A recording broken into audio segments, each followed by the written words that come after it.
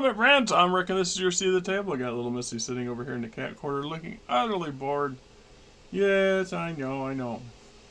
Been doing videos for the last hour and a half, so tough.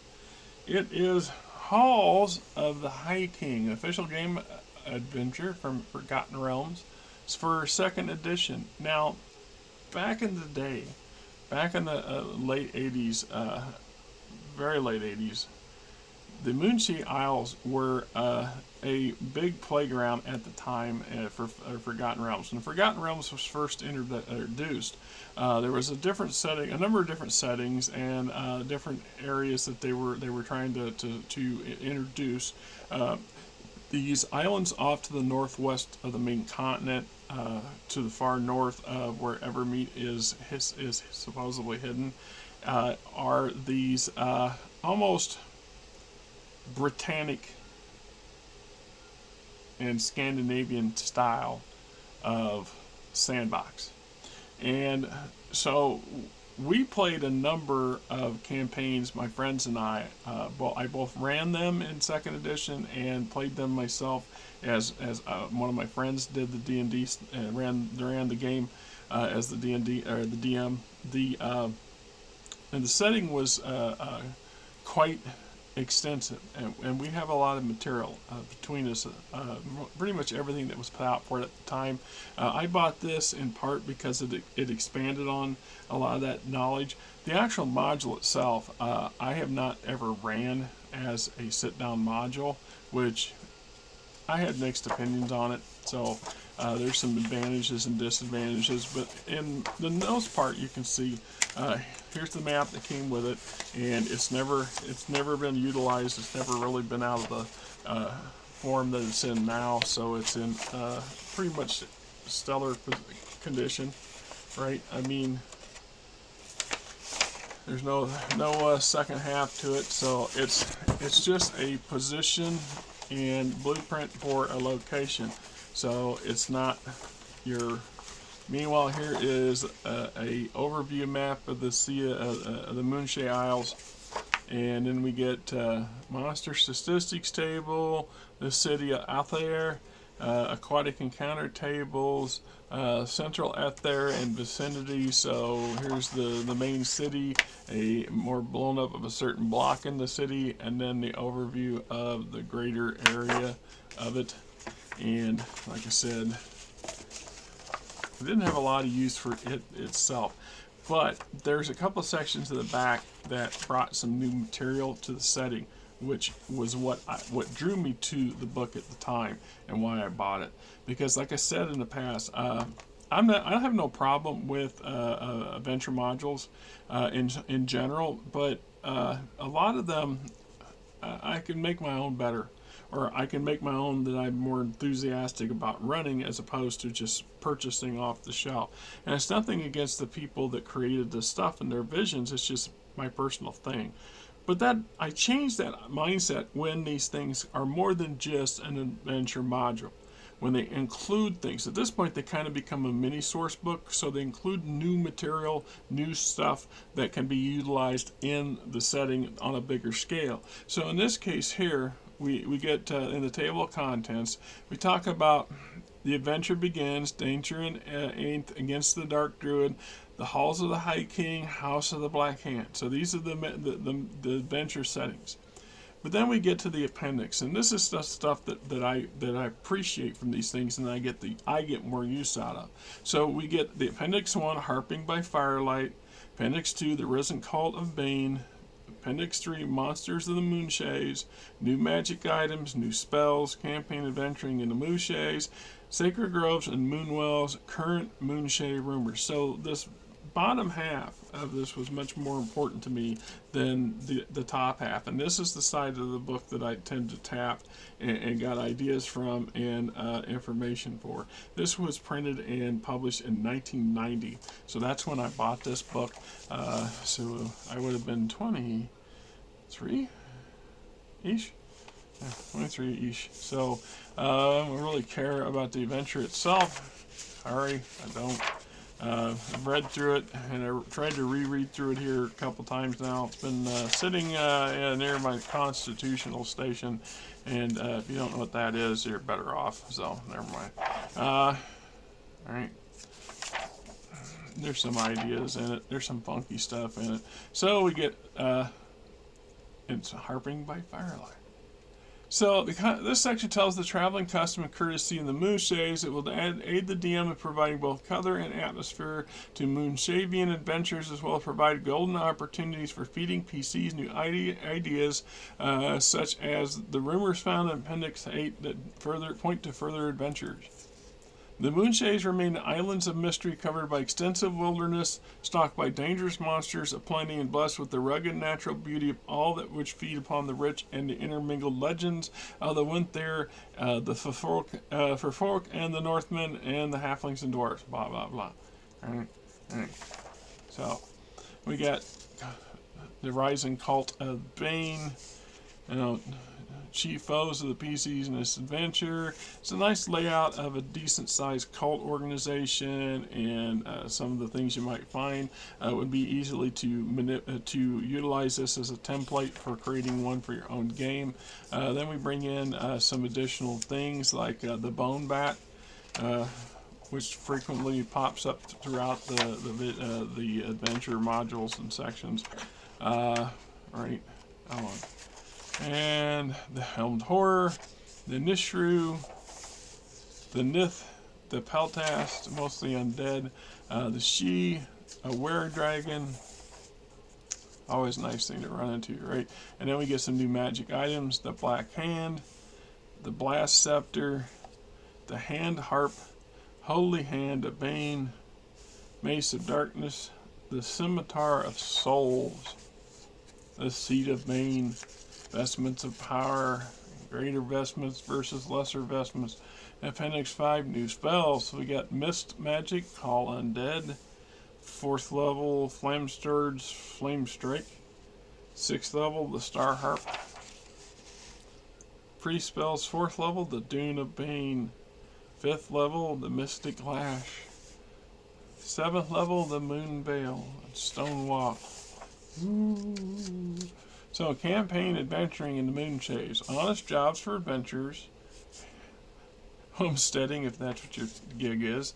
Hunting grounds. Grove properties. Now we get into sacred groves and moonwells.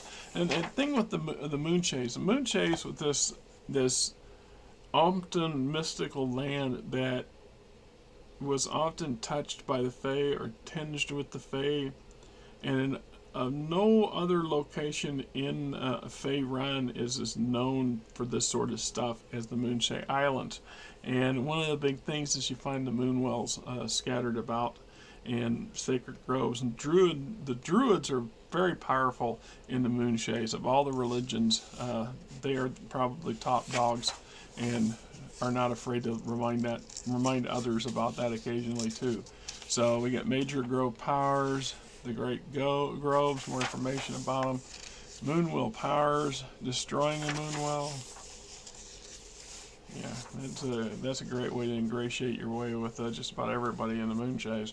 So anyway, it's a nice adventure module. I mean, the adventure's okay. They're fairly solid from what I read from it.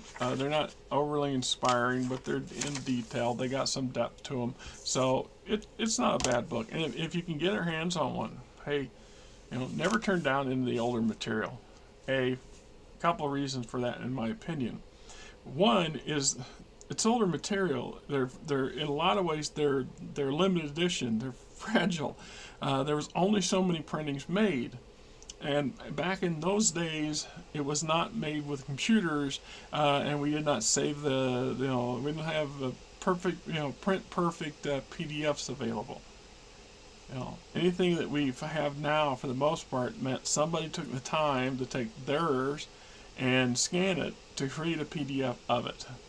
And to do that real well, let's be honest, the best way to get the most perfect PDF would be to literally dismantle the book page by page. And once you do that, you pretty much destroyed the book. It's not the same after you pull the binding apart. I don't care how cheap the binding is or how well you try to put it back together again. It's significantly altered, and its value's definitely, gone to shit.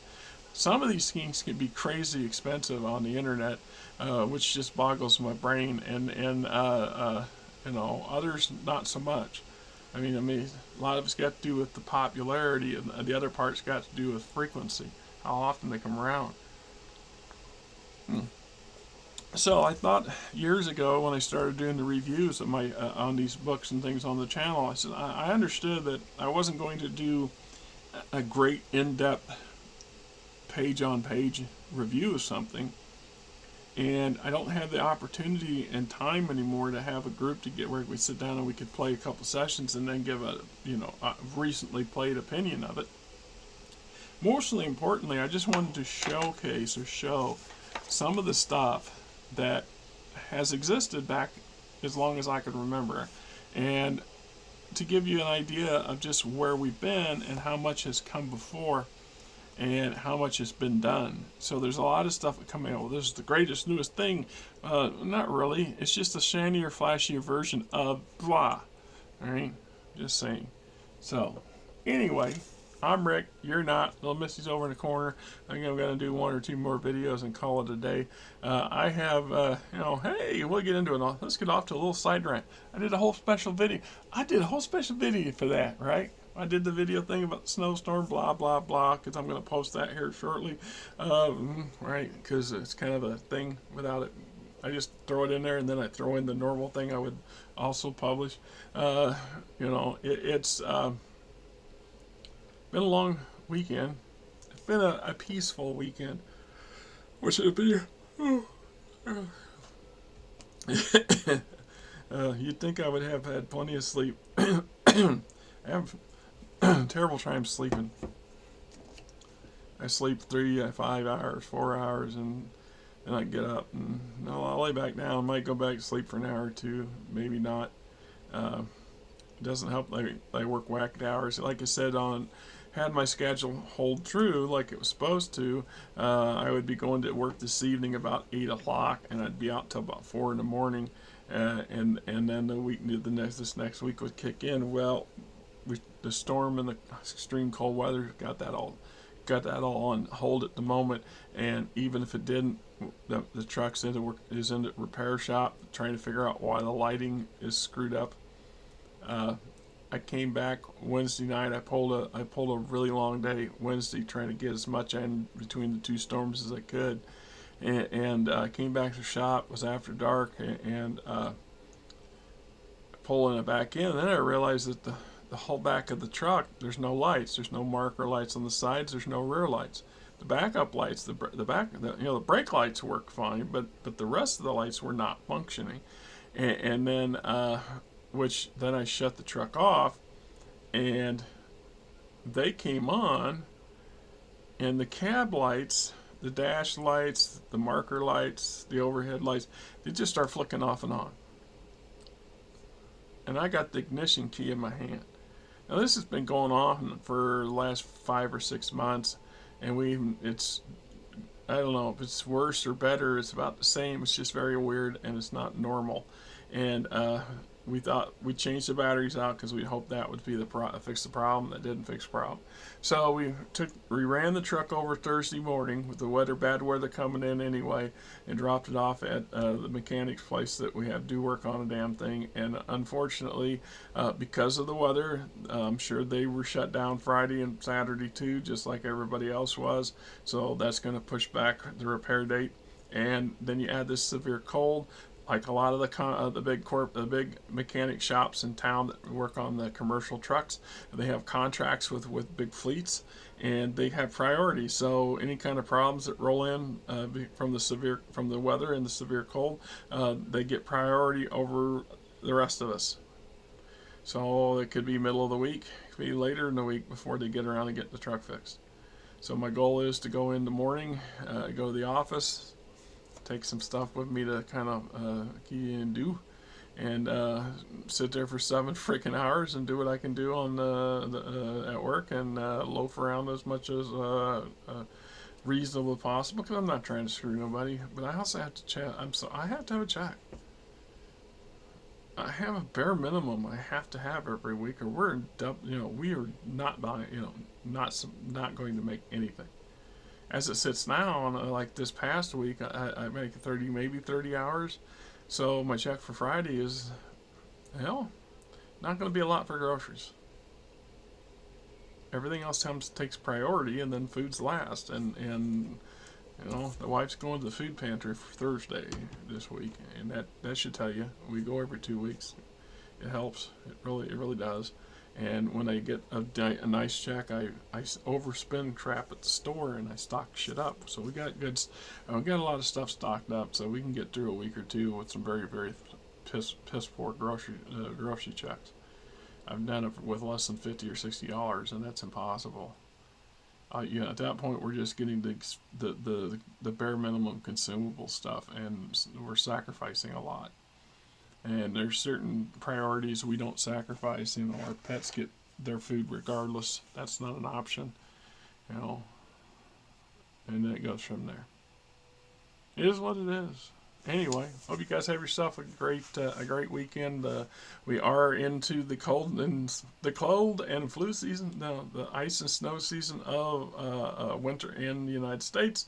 And like I said before, in order to get rid of it, we got to have it. So it's here. Let's get on with it and get past it, because it's going to be nasty cold for the next couple of weeks for sure. The question now will be: is this freak thing of just their two big nasty winter snow blowouts hit within days of each other? Was that it? That'd be okay. We'll have another one for the rest of the winter. That'll be all right. This gradually goes away, and right, but who can tell, right? I mean, it's rare. Nobody predicted this one to hit two within days of each other. So, I mean, I haven't heard them going on about another front of stuff out west. So, I mean, well, maybe we got a break, but it could be another one come around, next week, 2 weeks, who knows? Till next time, guys. You guys have yourself a great weekend. I think I've said that twice now. It's just irritating.